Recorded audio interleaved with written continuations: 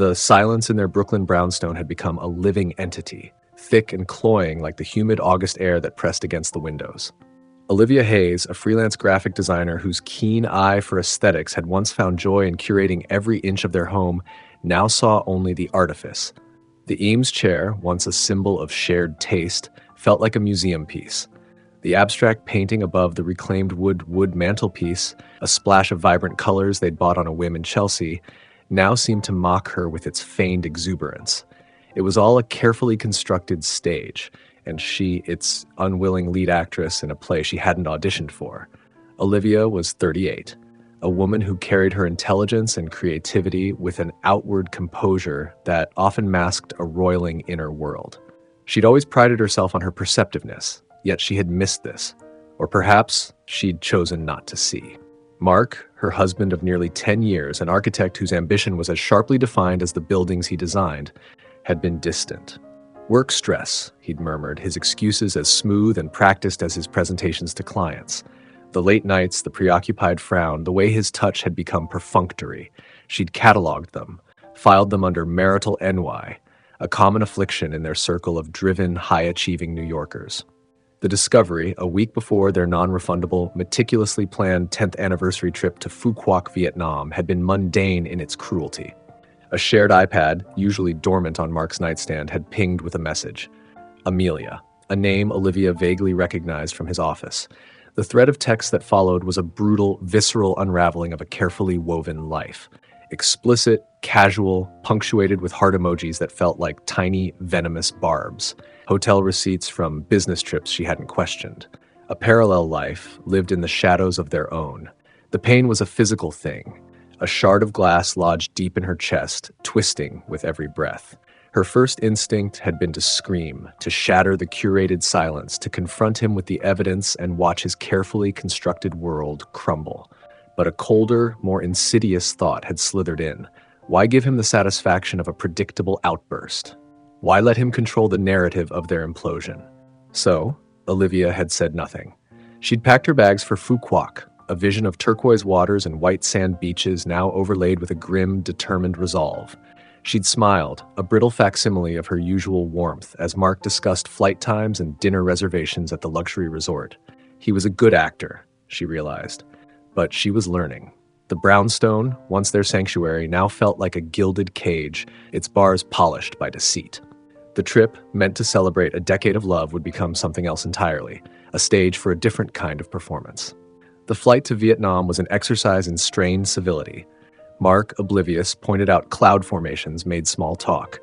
Olivia responded with monosyllables, her gaze fixed on the in-flight magazine, its glossy pages a blur. The air in the cabin, recycled and stale, mirrored the atmosphere between them. She studied him when he wasn't looking. The familiar slope of his nose, the way his dark hair curled slightly at the nape of his neck, the hands that had once held hers with such tenderness, now tainted by another's touch.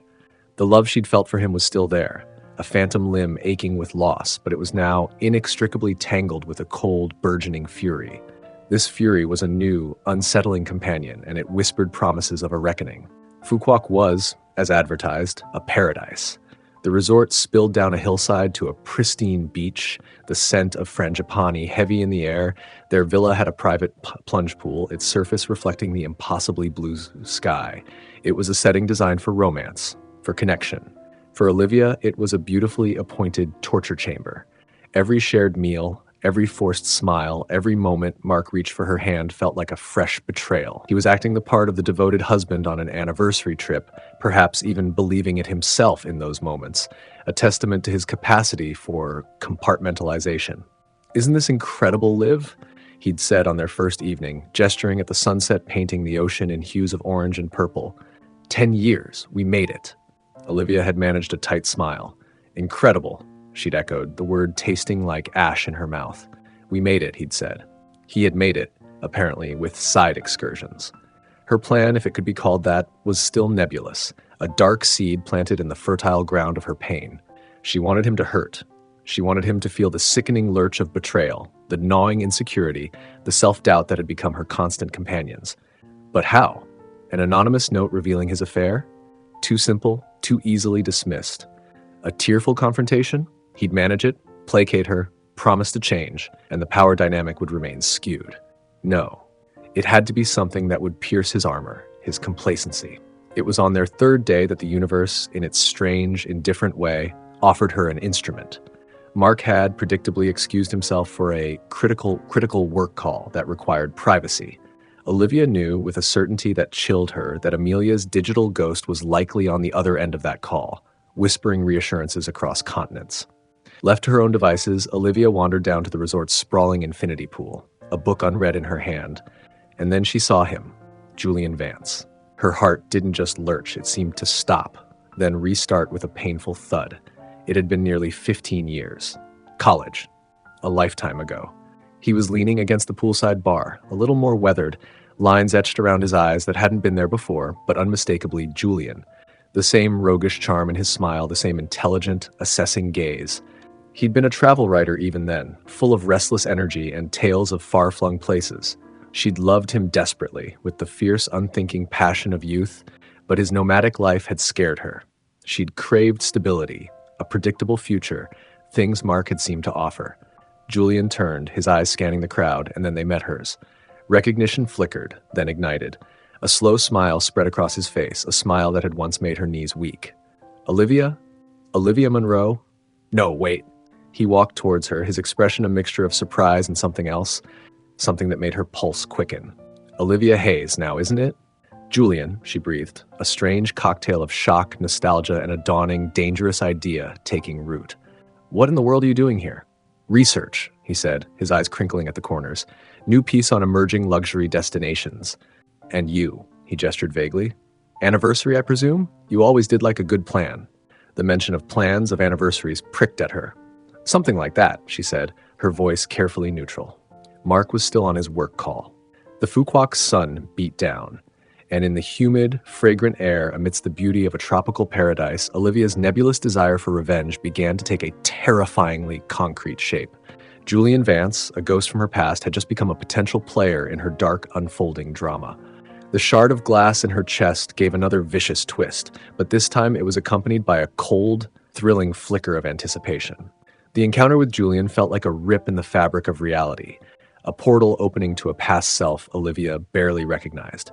He was staying at the same resort, a coincidence so blatant it felt like a cosmic joke, or perhaps a nudge. Over the next few days, their paths crossed with an almost orchestrated frequency, a shared laugh at the breakfast buffet over the surprisingly potent Vietnamese coffee, a nod of recognition by the pool, a brief chat at the concierge desk.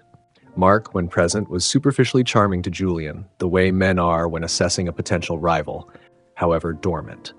Olivia's told me so much about you, he lied smoothly, shaking Julian's hand with a firm, proprietary grip. Olivia watched them, a silent, observant puppeteer beginning to twitch the strings. She found herself confiding in Julian not in a deluge of truth, but in carefully curated fragments, a sigh about the complexities of long-term marriage, a wistful comment about paths not taken. Julian, a seasoned observer of human nature, listened with a perceptive empathy that was both comforting and unsettling. He didn't pry, but his eyes, a startling hazel, seemed to see more than she intended. You seem different, Olivia, he said one afternoon as they both sought refuge from the midday sun under a swaying palm. Not unhappy, exactly. More like coiled. Life coils you, she'd replied, attempting a light tone that didn't quite land. Especially in a city like New York. It demands a certain tension to stay upright. The scheme began subtly, an extra moment of eye contact with Julian when Mark was looking, a shared private joke, alluded to later. She'd accidentally leave her phone open to a perfectly innocent but chronologically suggestive chat with Julian about a local market he'd recommended on the sun lounger next to Mark. Small, innocuous things designed to plant seeds of doubt, to make Mark notice her as someone separate from him, someone capable of having her own currents. Mark's reaction was initially imperceptible. A slight narrowing of his eyes, a question about how she knew Julian so well, easily deflected. But Olivia, hyper-attuned to his moods after years of deciphering his emotional weather patterns, saw the flickers. The true turning point in Phu Quoc came during a planned snorkeling trip. Mark, at the last minute, begged off, citing a sudden stomach bug that Olivia suspected was another call with Amelia. "You go, honey, enjoy," he'd said, already turning pale in a way that was perhaps not entirely feigned, given his duplicity. Olivia went, and Julian, by sheer coincidence, arranged via a quick, seemingly casual text from her earlier. "Heading to Coral Bay for snorkeling, you mentioned wanting to check it out," was on the same boat. The underwater world was a silent, vibrant ballet of color, but Olivia's mind was elsewhere. On the boat ride back, the sun setting in a blaze of glory, Julian spoke, his voice low. "Olivia, are you okay? Really okay?" She looked at him, the sea breeze whipping strands of hair across her face. The temptation to confess everything, the affair, the pain, the burgeoning ugly plan was immense. Instead, she offered a carefully edited version. "Mark and we've been having a hard time. He's been distant, preoccupied." A tear escaped, genuine and hot. "Sometimes I feel like I'm invisible to him." Julian's expression softened with a sympathy that felt dangerously real. He placed a hand briefly on her arm. "I'm sorry, Olivia. That sounds incredibly lonely." That night, emboldened by the success of the day and perhaps by the 2 glasses of wine she'd had at dinner, alone as Mark was still recovering, Olivia posted a photo to her private Instagram. It was a deliberately artistic shot of 2 wine glasses silhouetted against the Phu Quoc sunset, taken from her villa's terrace. The caption, "Sometimes unexpected connections are the most memorable. Phu Quoc nights, tashed serendipity." Mark didn't follow her private account, but she knew some of their mutual friends did. The message would find its way. Julian, she realized, was becoming more than a pawn. He was a man with his own history, his own complexities. He was kind, attentive, and the ghost of their past connection lent an undeniable charge to their interactions. There were moments when she looked at him and saw not a tool for her revenge, but the man she had once loved, the man she might have built a different life with. These moments were confusing, blurring the lines of her carefully constructed anger. Was she using him, or was a part of her genuinely drawn to this echo of a former self? The return to Brooklyn was like stepping from a Technicolor dream into a muted grayscale reality. The brownstone felt even more oppressive. The unspoken tension between Olivia and Mark was a palpable presence, a third occupant in their marriage. Olivia, however, now had a script. She continued her friendship with Julian, who also happened to be back in New York for a stint, working on his article. A chance encounter in a Park Slope bookstore, a quick coffee to discuss his travel photography, something she, as a graphic designer, could offer advice on. Each interaction was meticulously, if subtly, documented for Mark's potential discovery. A lingering scent of Julian's distinctive sandalwood cologne on her scarf, a book on Vietnamese culture left carelessly on the kitchen counter, a bookmark peeking out from a page describing a romantic legend Julian had told her. Mark began to change. The easy dismissal, the preoccupied air started to fray. He'd ask more questions about her day, his tone edged with something she couldn't quite decipher. Was it jealousy, suspicion, or just the irritation of a man whose routine was being disrupted?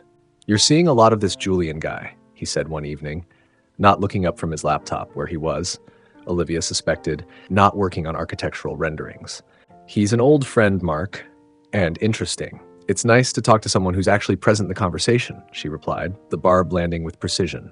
His head snapped up. "What's that supposed to mean?" "It means," Olivia said, her voice deceptively calm, "that I'm tired of talking to the back of your head or your phone screen." Chloe Maxwell, her best friend, a lawyer whose mind was as sharp as her bespoke suits, was her only confidant, though Olivia had initially been vague about the extent of her machinations. When Olivia finally confessed the full scope of her plan over a hurried lunch in Midtown, Chloe's reaction was a predictable mix of horror and concern. "Olivia, are you insane?" Chloe hissed, her fork clattering against her plate. "This isn't a movie plot. This is your life. What do you think is going to happen? He's going to see the light, fall to his knees, and beg for forgiveness because you pretended to have a fling with your college boyfriend? He's a cheater, Liv. Cheaters cheat. They don't suddenly become saints because their egos get bruised." "I want him to feel what I felt," Olivia insisted, her voice tight. "The uncertainty, the humiliation. And then what?" Chloe pressed. "You think this will fix things, or are you just trying to burn everything to the ground, including yourself?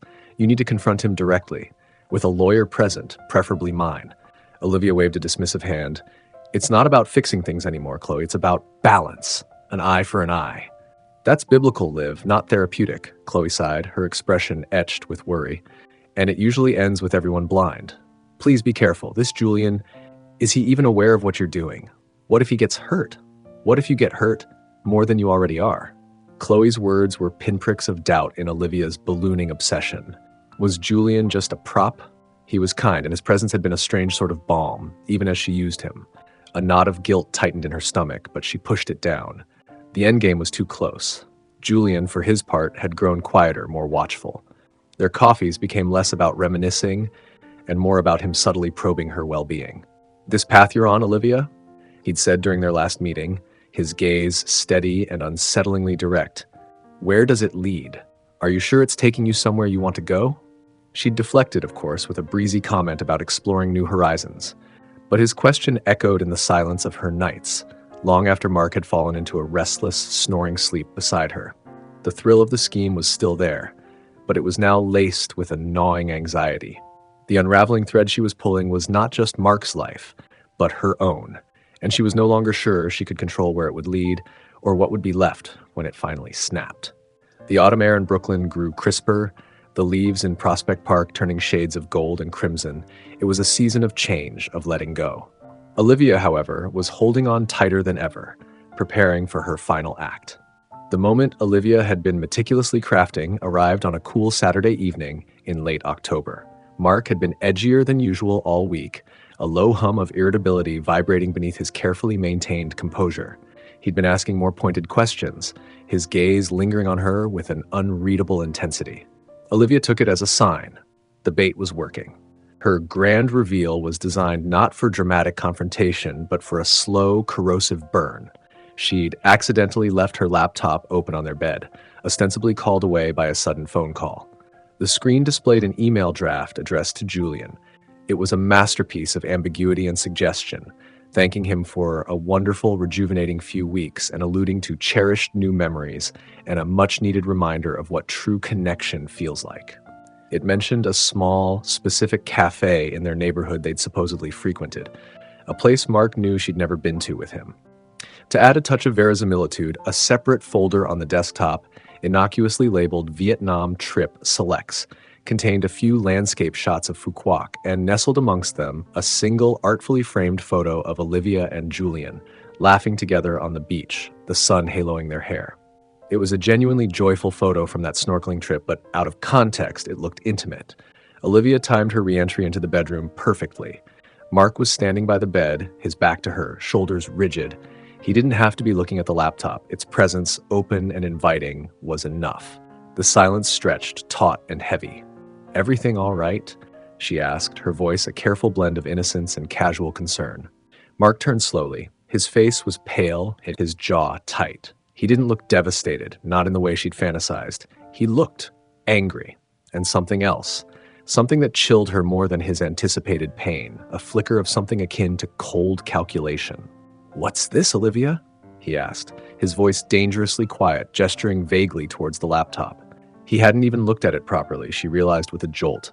Her carefully planted evidence was still unseen. He was reacting to her recent behavior, her distance, her subtle provocations. This wasn't how it was supposed to go. Her script was derailing. "What's what, Mark?" she countered, trying to regain control. "This whole act," he said, his voice rising slightly. "The secretive calls, the mysterious outings, the way you look right through me, you think I haven't noticed?" Panic flared, hot and unwelcome. He was supposed to be reacting to Julian, to the fabricated affair. Instead, he was reacting to her change, her withdrawal, the very things she had cultivated to make him notice. "I don't know what you're talking about," she said, her voice weaker than she intended. "Don't you?" He took a step closer, his eyes usually a warm brown, now like chips of ice. "Let me guess, it's Julian, isn't it? Your old college flame. Conveniently back in your life." Olivia was stunned. How did he know? Had he been investigating? Had one of their mutual friends said something more direct than she'd anticipated? The ground felt like it was shifting beneath her feet. "You've been different ever since Phu Quoc," he continued, his voice laced with accusation. "Was that it? Was that your grand plan? To humiliate me? To have your little revenge fling?" The words revenge fling hit her like a slap. He wasn't heartbroken. He was indignant. He wasn't pleading. He was accusing her. The carefully constructed dam of Olivia's composure finally broke. The months of suppressed pain, the simmering rage, the bitter disappointment. It all came pouring out, a torrent of raw, unfiltered emotion. "My revenge?" she cried, her voice cracking. "You want to talk about revenge, Mark? How about your affair? How about Amelia? Do you think I'm stupid? Do you think I didn't know?" She was shouting now, the curated elegance of their brownstone violated by the ugliness of her words, her pain. "The texts, Mark, the hotel receipts, for months, while you told me you were stressed with work, while you planned our 10th anniversary trip." Mark stared at her, his anger momentarily eclipsed by a flicker of shock, then something akin to fear? Or was it just the surprise of a cornered animal? "You knew?" he whispered, his bravado deflating. "You knew and you went to Phu Quoc? You let me?" "Yes, I knew." Olivia felt a savage satisfaction at his momentary disorientation, but it was hollow, fleeting. "I wanted to see how long you could keep up the charade. I wanted to see if you had an ounce of shame, an ounce of decency left in you. So this whole thing with Julian," he began, his mind clearly racing, trying to reconfigure the narrative. "This was all just a game? To get back at me? Does it matter?" Olivia shot back, her chest heaving. "Does it make your betrayal any less real? Does it make the fact that you were screwing your colleague while I was at home, trusting you, loving you, any less disgusting?" The air crackled with their shared fury, their mutual pain. The beautiful room, with its carefully chosen objects, felt like it was closing in on them. This was the confrontation, but it was chaotic, ugly, nothing like the controlled detonation she had envisioned. There was no satisfaction, only a deep, aching void where her heart used to be.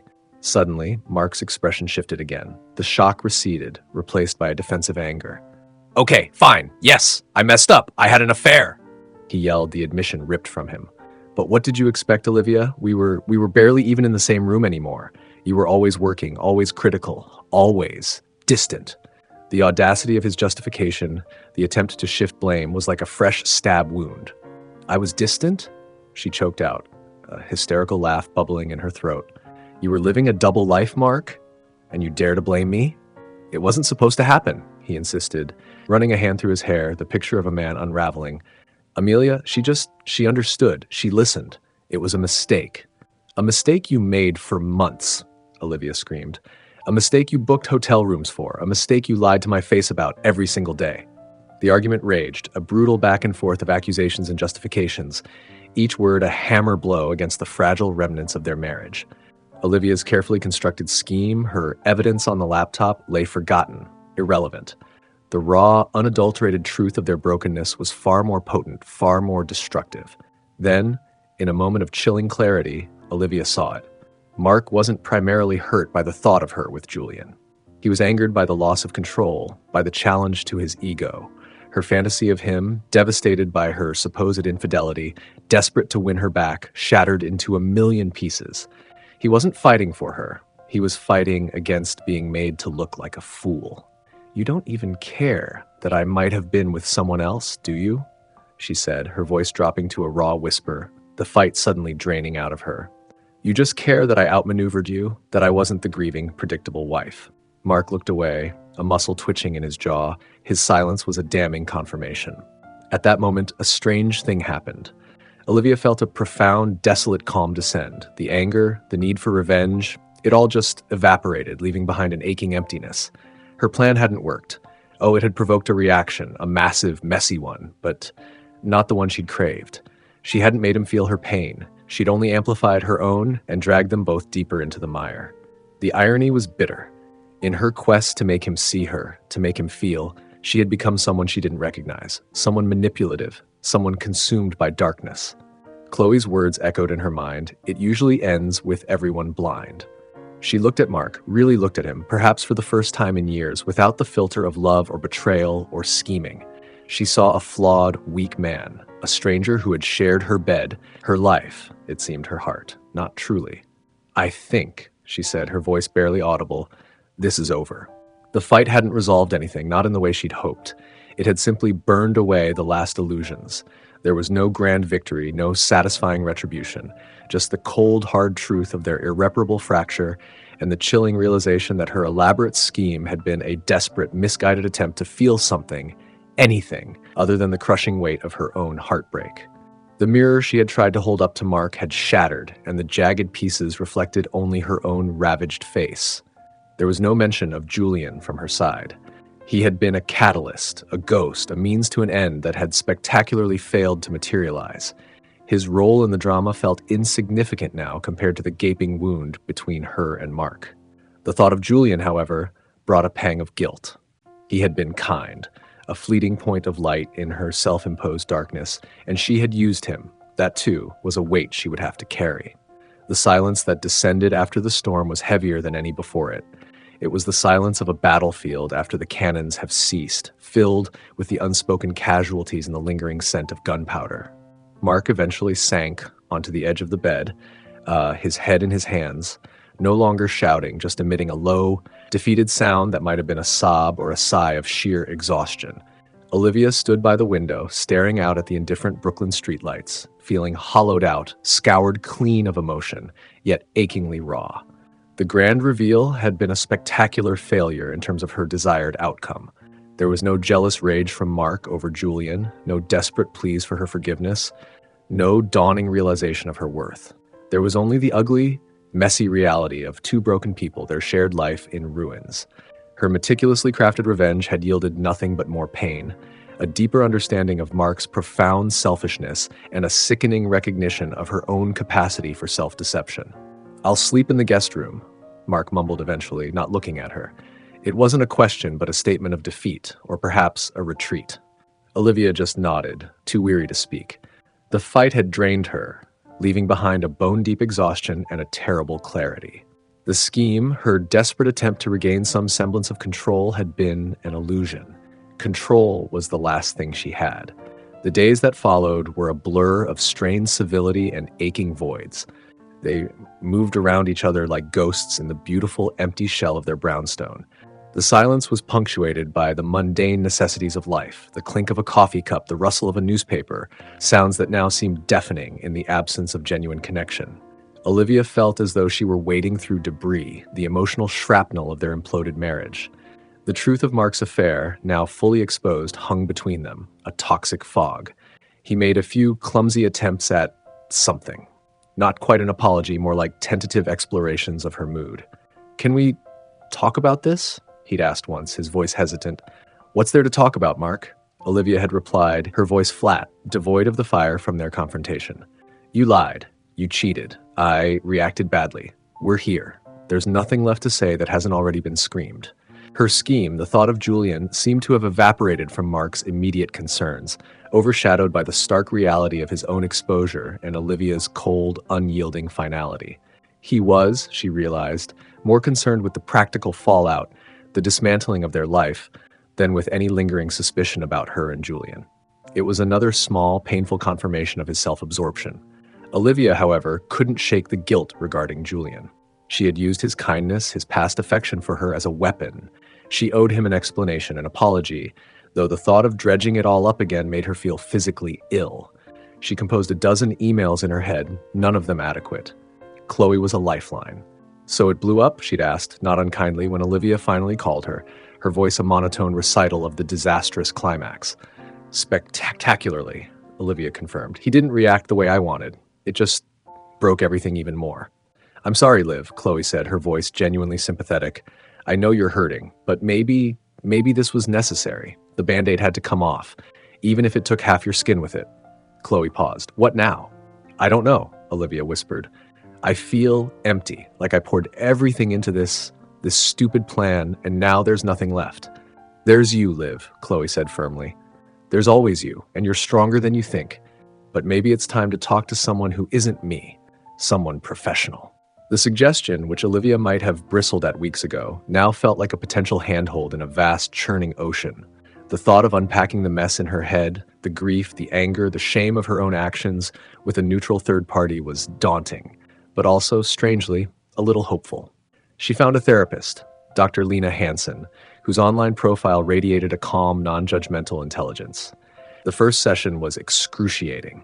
Olivia recounted the story in halting, fragmented sentences, tears streaming down her face, the shame of her revenge plot as potent as the pain of Mark's betrayal. Dr. Hansen listened patiently, her expression kind. "Olivia," she said gently when Olivia finally fell silent, voice hoarse, "you've experienced a profound trauma. Betrayal on this scale can make us do things we wouldn't normally consider. Your attempt to regain control, to make Mark feel what you felt. It's understandable, even if it wasn't effective or healthy. Understandable. The word was a small comfort, a tiny pinprick of light in the darkness of her self-recrimination. It wasn't absolution, but it was a start. The practicalities of separation began to assert themselves. Lawyers' names were exchanged, not yet retained, but hovering like vultures. Discussions about the brownstone, their shared assets, were broached in clipped, emotionless tones. Mark seemed to be oscillating between a bewildered sorrow and a defensive practicality. He was, Olivia sensed, already mentally moving on, calculating his losses, planning his next phase. There were no grand gestures of remorse, no desperate attempts to win her back. His affair with Amelia, she learned through the grapevine of office gossip that inevitably reached Chloe, had quietly ended. Not out of loyalty to Olivia, she suspected, but because the drama had become too much for him, or perhaps Amelia had seen the writing on the wall. It hardly mattered anymore. One afternoon, Olivia found the courage to call Julian. He answered on the third ring, his voice warm, familiar. "Julian, it's Olivia." A pause. "Olivia, hi. Wondered if I'd hear from you." "I owe you an apology," she said, the words tumbling out. "A huge one. For Phu Quoc, for New York. I wasn't honest with you. I was going through something awful with Mark, and I used you. I used our past, your kindness, and I'm so incredibly sorry." Another silence, longer this time. Then Julian sighed. "I figured some of it out, Olivia. You were in a lot of pain. It was pretty obvious." "That doesn't excuse it," she said, her voice thick with tears. "No," he agreed softly. "It doesn't. But I also chose to be there. I'm not entirely blameless in letting myself be intrigued. Maybe I was revisiting a ghost or two myself." His honesty was disarming. "Are you okay?" "No," she admitted, "but I'm working on it. It's a mess, Julian, a total mess." "Messes get cleaned up," he said, "eventually. Take care of yourself, Olivia." "You too, Julian, and thank you for not being a jerk about this." "Old time's sake," he said, a hint of his old charming sadness in his voice. Then he was gone. The call left Olivia feeling a strange mixture of relief and melancholy. She had faced that particular piece of her wreckage. It was a small step, but it felt significant. The brownstone, once a symbol of their shared dream, now felt like a mausoleum. Every object held a memory, now tainted. Olivia began to pack, not just her clothes, but the fragments of her former life. She found old photographs, letters, mementos of a love she had believed to be real, enduring. Each one was a fresh pang of grief, but also a letting go. Her lowest point came one rainy Tuesday. Mark had moved out a week prior to a corporate apartment his firm kept. The brownstone was hers, for now, a hollow victory. She was alone, surrounded by boxes, the silence deafening. The weight of it all, the betrayal, the failure of her marriage, the ugliness of her revenge scheme, the uncertainty of the future, crashed down on her. She curled up on the sofa, the one they'd picked out together, and wept. Not the angry, raging tears of before, but quiet, desolate sobs of pure, unadulterated grief. She mourned not just the loss of Mark, but the loss of the woman she had been, the dreams she had held, the future she had envisioned. It was in that moment of hitting rock bottom, the rawest point of her despair, that a tiny, resilient spark ignited within her. She had survived. She was still here. The pain was immense, but it hadn't destroyed her. And as the tears subsided, replaced by a weary calm, Olivia knew, with a certainty that surprised her, that she would find her way through this.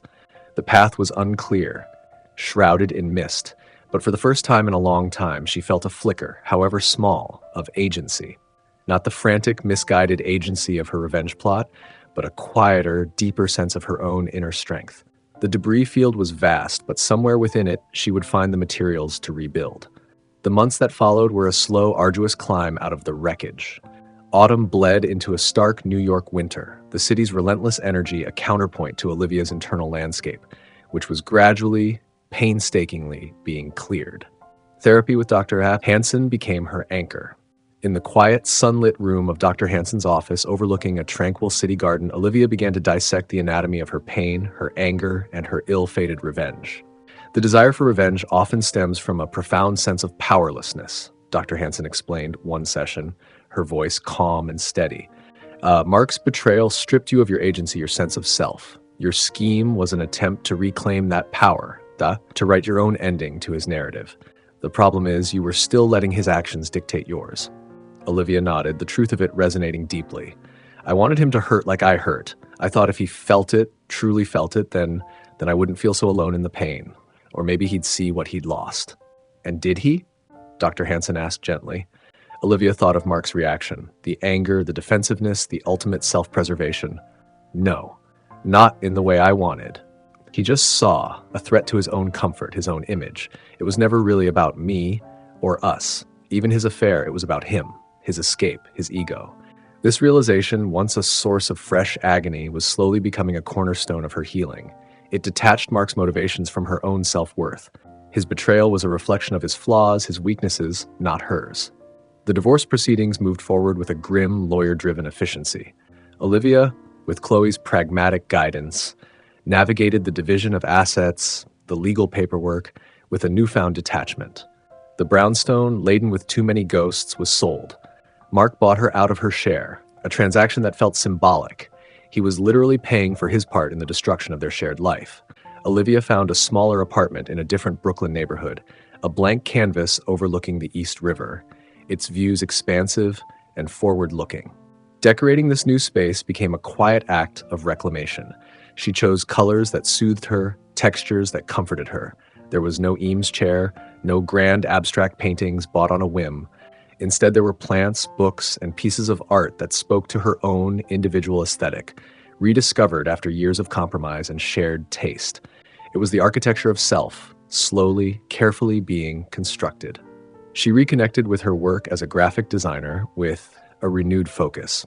For a long time, her creativity had felt stifled, overshadowed by the drama of her personal life. Now, she poured her energy into her projects, finding a quiet satisfaction in creation, in bringing order and beauty to the visual world. She took on projects that challenged her, that excited her, rediscovering a part of herself she had neglected. There were still bad days, of course. Days when a song on the radio, a chance encounter with a mutual acquaintance, or a lingering scent would trigger a wave of grief, a phantom ache for what was lost, for the dream that had died.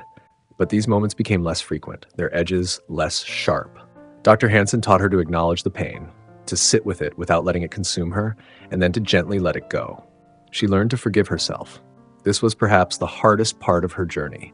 Forgiving Mark felt, in some ways, simpler. His actions were his own. But forgiving herself for the bitterness that had taken root, for the manipulative scheme, for the ways she had allowed his betrayal to warp her own character, was a more profound challenge. You were in survival mode, Olivia, Dr. Hansen reminded her. You did what you thought you needed to do to cope with an unbearable situation. It wasn't your finest hour, perhaps, but it was a human response to profound hurt. The key is what you learn from it, how you choose to move forward. And Olivia was learning. She learned that true strength wasn't about control or retribution, but about resilience, self-awareness, and the courage to be vulnerable. She learned that healing wasn't a linear process, but a spiral, revisiting old wounds with new understanding. She learned that her worth was not tied to a man or a marriage or a curated image of success. Mark, from what she heard through the attenuated grapevine of their former life, was existing. He was dating again, focused on his career. There was no indication of profound change or deep remorse. He was, it seemed, continuing on his path, shaped by his own choices and limitations. Olivia found, to her surprise, that she felt a kind of detached pity for him rather than anger. He was trapped in his own patterns, and that was his burden to carry. Her energy was better spent on her own growth. One crisp spring morning, nearly a year after the disastrous trip to Phu Quoc, Olivia was walking through the Brooklyn Botanic Garden. The cherry blossoms were in full, glorious bloom, their delicate pink petals like a fragile promise of renewal. She breathed in the cool, clean air, a sense of peace settling over her that she hadn't felt in years. It wasn't the ecstatic joy of new love or the triumphant thrill of victory, but something quieter, more profound, a sense of inner equilibrium, of acceptance. She thought of Julian briefly with a pang of wistful gratitude. He had been an unwitting catalyst, a reminder of a different path, a different version of herself. She hoped he was well, out there in the world, still chasing stories and horizons. Chloe met her for lunch later that day. "You look different," Chloe observed, her sharp eyes missing nothing. "Good different, lighter." Olivia smiled, a genuine, unforced smile that reached her eyes. "I feel lighter." "So what's next for Olivia Hayes, Architectural Digest cover girl turned phoenix?" Chloe teased gently. Olivia laughed. "No more grand schemes, that's for sure. Just living, working, maybe finally taking that pottery class I've been talking about for years." She paused, then added, "And maybe, eventually, being open to connection again, real connection, but on my own terms this time. The path ahead was still uncertain, but it no longer felt terrifying. It felt like an open road, full of possibility. She had walked through fire and emerged, not unscathed, but stronger, wiser, more compassionate, towards herself and towards the complexities of the human heart. The gilded cage was a distant memory. Its bars melted down and reforged into something new, something uniquely her own. The lesson, etched not in bitterness but in hard-won wisdom, was clear. Revenge was a barren landscape, but forgiveness, especially of oneself, was fertile ground where a new life, a truer life, could finally begin to blossom. The pain of betrayal had been a brutal teacher, but Olivia Hayes was at last ready to graduate.